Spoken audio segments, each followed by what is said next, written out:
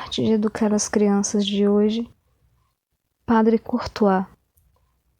Capítulo 5. Conhecer e compreender a psicologia do vosso filho.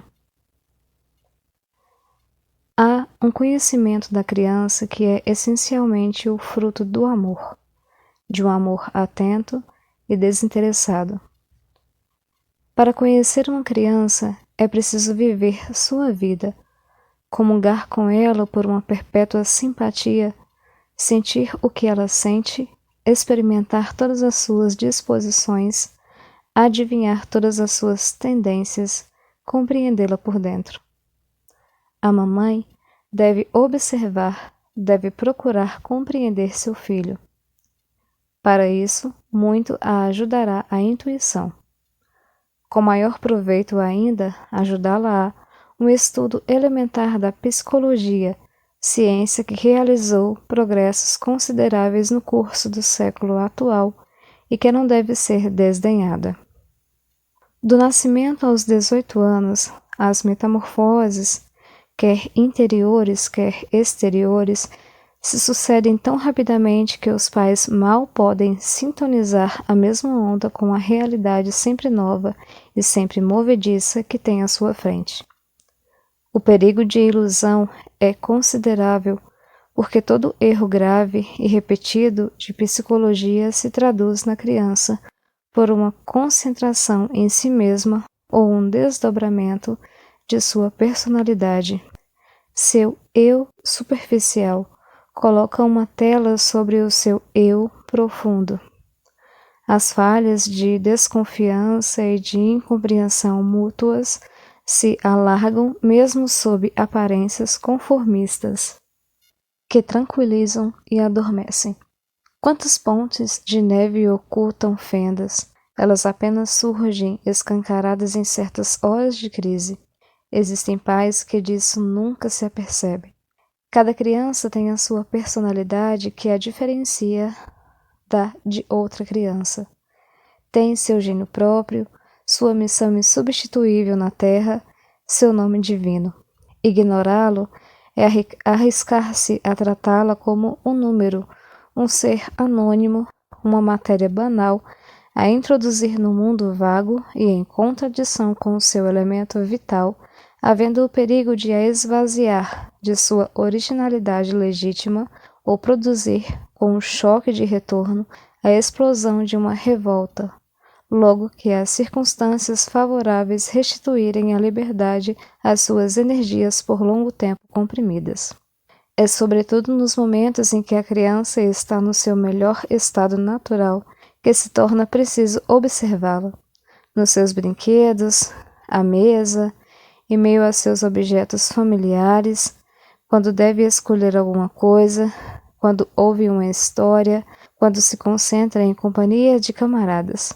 Assim, descobrireis o guloso ou o egoísta sempre primeiro a servir-se, o caprichoso que não pode brincar 5 minutos consecutivos no mesmo jogo, o trapaceiro que busca fraudar a regra, o chefe que tem iniciativa e sabe dirigir os outros, o mau caráter que manda tudo passear por um nada, o rotineiro que faz construções sempre semelhantes com seus cubos por falta de imaginação, o espírito prático que não se deixa desconcertar por coisa alguma e acha sempre o fio da meada, o sensível que chora ouvindo a história, o generoso que consola ou que sabe ajudar.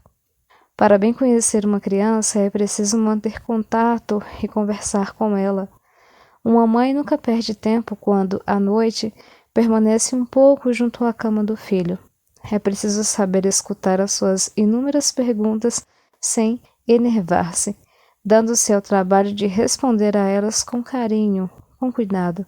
Será esse o meio mais seguro de transmitir muitas ideias, bem como o de manter o laço afetivo que condiciona a confiança e o desabrochar do espírito. O importante é lembrar-se que a criança não reage como uma pessoa adulta. Seu ritmo não é o mesmo. Sua linguagem não tem matizes, seus centros de interesse são completamente diversos. Nela, as próprias palavras não despertam os mesmos conteúdos, donde mal entendidos e diferenças de perspectiva. Sabê-lo é, em parte, remediar o perigo. As crianças não julgam com o espírito de adulto. Esta é uma lei elementar, mas a que todo educador deve estar sempre atento. A garotinha, diante de uma gravura de cristãos entregues aos leões, exclamava apontando uma das feras: "Veja esse leãozinho, coitado, que não tem cristão para comer." A grande arte da educação consiste não somente em pensar na criança, mas pensar com a criança, esforçando-se por assimilar o que se passa na sua cabeça e no seu coração. Isto requer o esquecimento de si mesmo, plasticidade, renúncia e, por conseguinte, muito amor. Mas é o segredo do êxito. Para que a criança se revele ao seu educador, é preciso que ela possa ser o que exatamente ela é.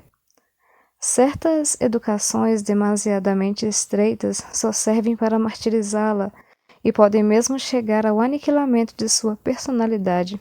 Desconfiemos das crianças excessivamente disciplinadas e comportadas, que vivem e agem sob o império do terror. A imaginação da criança possui uma força de amplificação que nada freia. As crianças podem passar horas organizando uma segunda existência entrelaçada à existência real, por elas povoada de personagens com os quais se entretêm. Vivem uma aventura que pode adquirir o tom de uma autêntica epopeia.